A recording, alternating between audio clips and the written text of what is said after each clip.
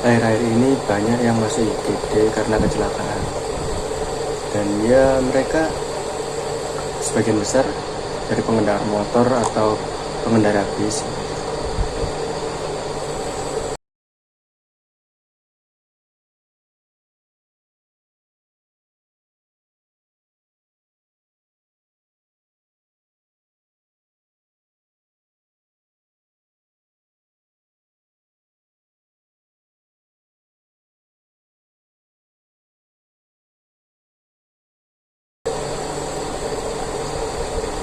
Masalah mereka juga sama, yaitu sering mengantuk saat mengemudi.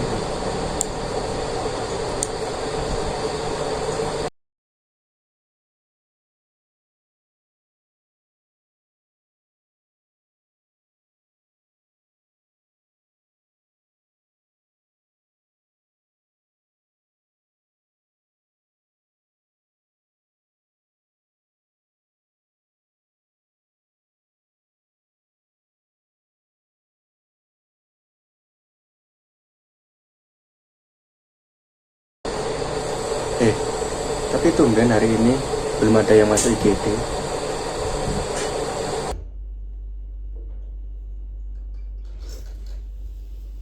Selamat siang, Dok. Oh iya, silakan.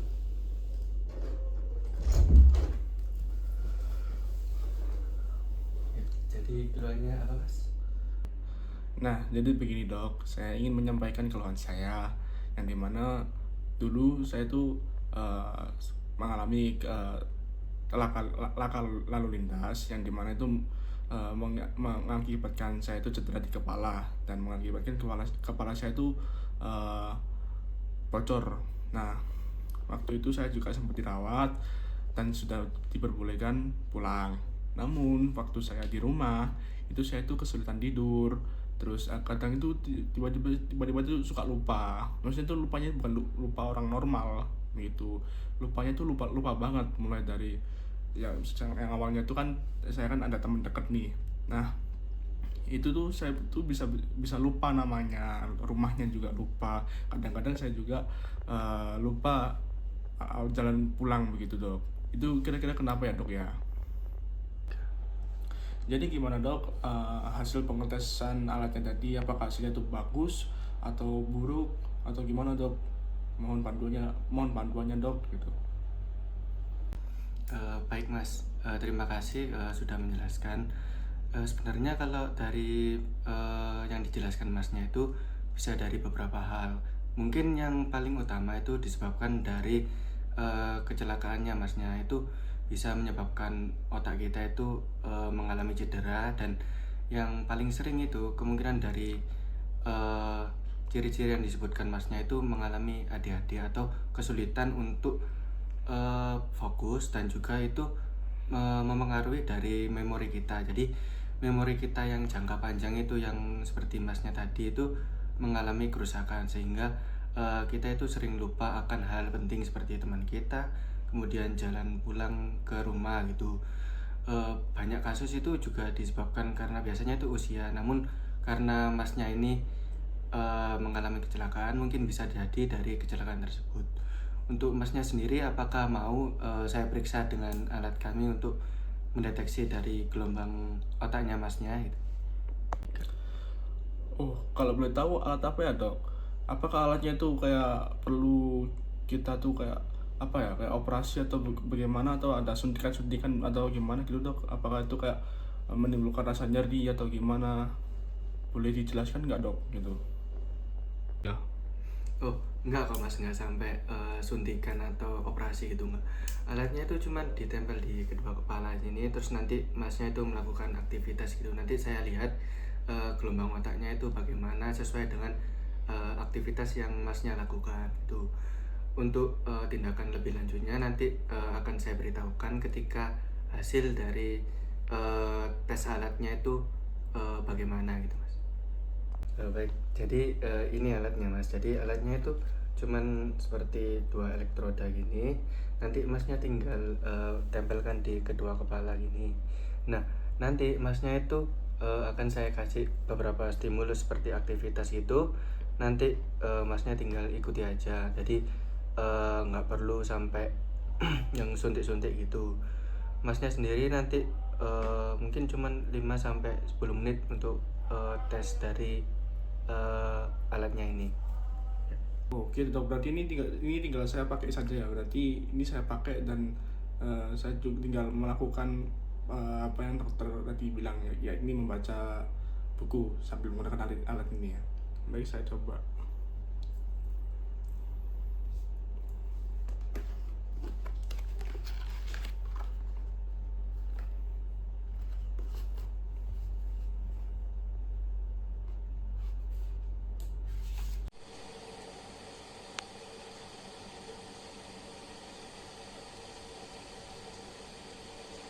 Padahal sedang membaca, tapi kok grafiknya tetap di bawah ya. Seharusnya kan dia sedang fokus gitu. Mas coba bacanya lebih difokuskan lagi ya. Mungkin bisa dipahami meskipun agak susah, biar terlihat fokus masnya.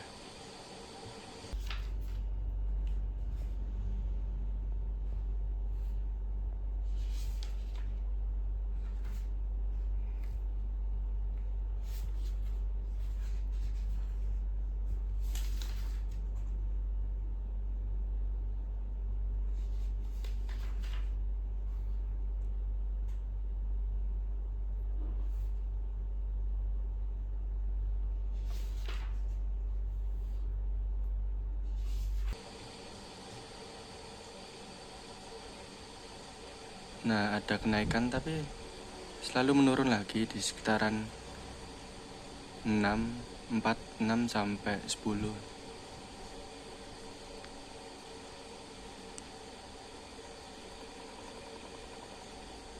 Mas, untuk yang kedua yaitu bisa masnya duduk di kursi, nanti masnya itu relax aja gitu, nggak usah bayangin apa-apa. Mungkin kalau misalnya kesusahan bisa bayangin kayak kita sedang liburan atau sedang di pantai gitu. Pokoknya relax aja. Kalau sampai ketiduran juga nggak apa-apa itu. Oke, bisa dilakukan sekarang, Mas. Oke, baik Mas. Masnya bisa relax saja gitu, nggak perlu mikirin apa-apa.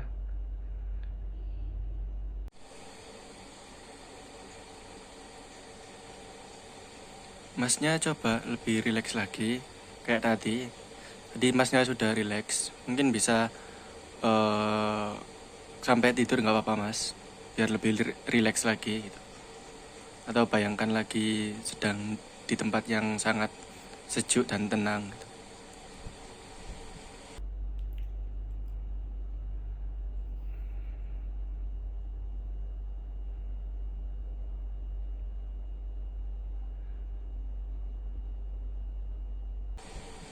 Ini kenapa naik lagi ya?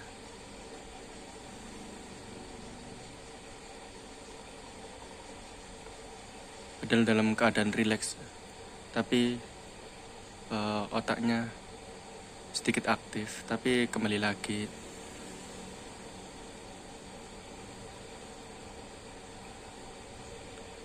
Sepertinya sudah dalam keadaan yang cukup rileks. Karena gelombang otaknya sedang dalam frekuensi yang rendah. Jadi gimana dok, hasil pengetesan alatnya tadi, apakah hasilnya itu bagus atau buruk atau gimana dok? Mohon panduannya dok gitu.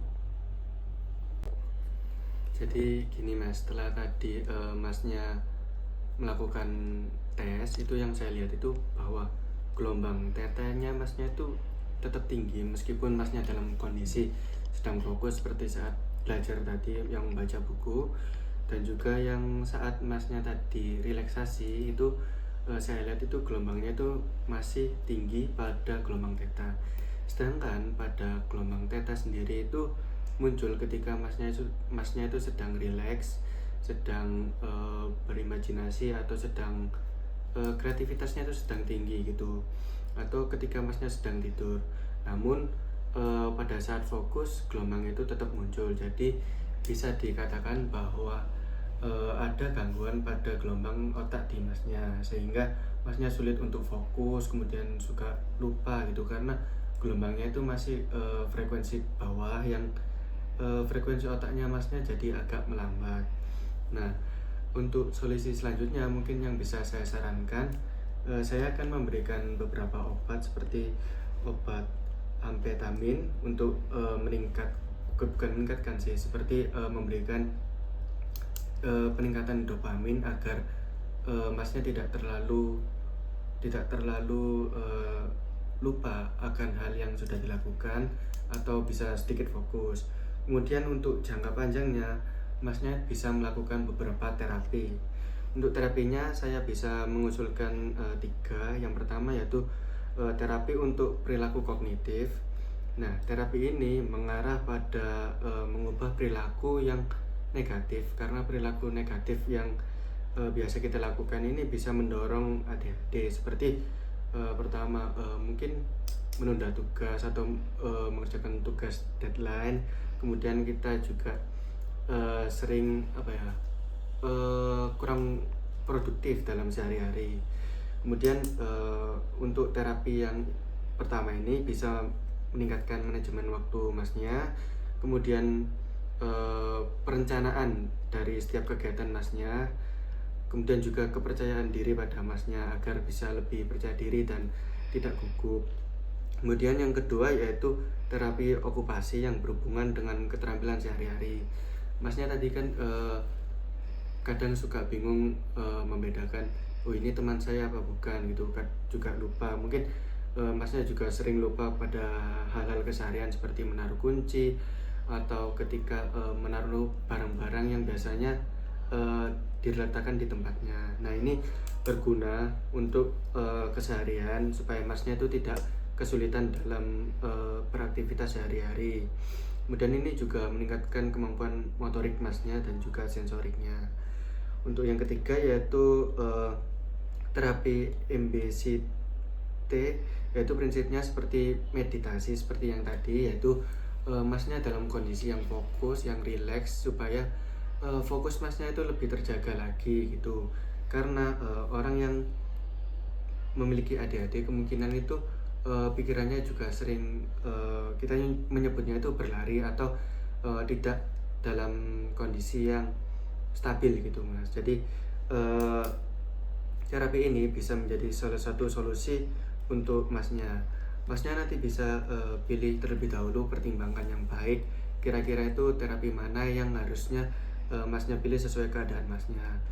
Dan yang terpenting itu ini Mas, kita perlu dukungan dari keluarga dan juga sosial, karena takutnya ketika ada terjadi sesuatu, keluarga itu bisa tahu dan langsung membawa masnya ke rumah sakit gitu.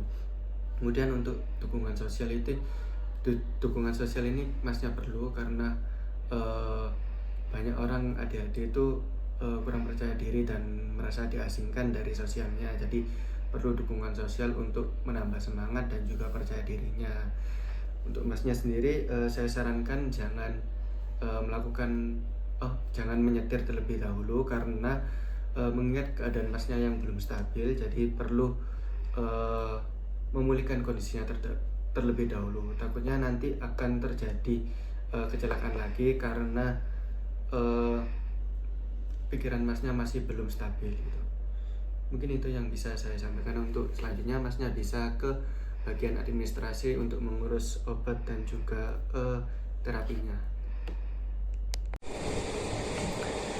Baik, kesimpulan dari video kali ini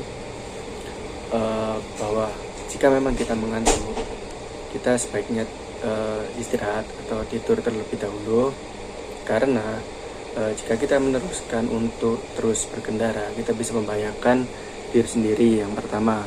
Kedua, yaitu orang lain. Dan dari video sebelumnya kita bisa tahu bahwa otak kita memiliki irama tertentu yang disebut dengan gelombang otak. Gelombang otak sendiri itu ada banyak, ada theta, ada gamma, ada alfa, dan juga beta. Dan itu memiliki fungsinya masing-masing dan akan bekerja pada situasi tertentu. Pada video sebelumnya kita membahas tentang gelombang theta. gelombang theta sendiri itu akan bekerja ketika seseorang sedang dalam keadaan rileks atau dalam keadaan lelah atau dalam keadaan sedang kreativitasnya tinggi atau imajinasinya sedang tinggi. Sedangkan pada pasien tersebut ketika sudah sedang membaca, itu seharusnya pasien tersebut sedang dalam kondisi yang fokus atau kondisi yang beraktivitas. Seharusnya yang muncul yaitu gelombang di sekitaran beta, namun yang muncul tetap gelombang theta, yaitu gelombang yang menandakan bahwa orang tersebut sedang lelah atau sedang dalam kondisi yang tidak seharusnya. Hal ini bisa menjadi salah satu faktor atau penanda atau acuan kita bahwa seseorang tersebut mengalami beberapa penyakit. Beberapa penyakit tersebut biasanya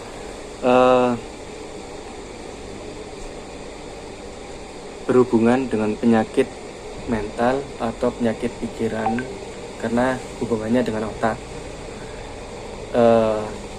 Diagnosis pertama yaitu orang tersebut kena ADHD atau kesulitan untuk fokus, karena ketika membaca masnya tidak bisa fokus dan terus seperti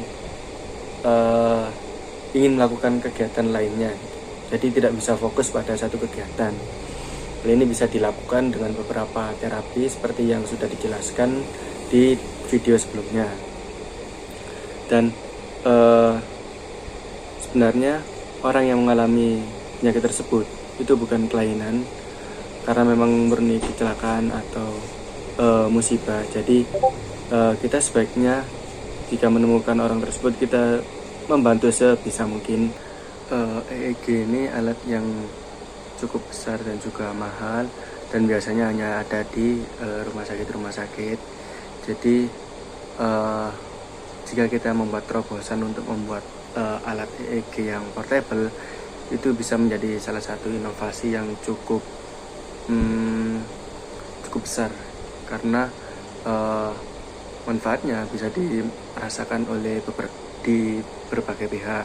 Salah satunya itu yaitu pekerjaannya membutuhkan kewaspadaan tinggi seperti masinis. Jika memang EEG portable ini bisa diproduksi massal, maka bisa diletakkan di ruang masinis untuk mengecek apakah masinis dalam kondisi yang prima atau sedang dalam kondisi yang fokus gitu. Kalau memang fokusnya menurun dan juga sudah lelah, maka peringatan akan bisa dikeluarkan agar masinis tersebut bergantian atau beristirahat sejenak. Mungkin cukup sekian dari saya. Idenya mungkin bisa dikembangkan lebih lanjut untuk kedepannya. Dan wassalamualaikum warahmatullahi wabarakatuh.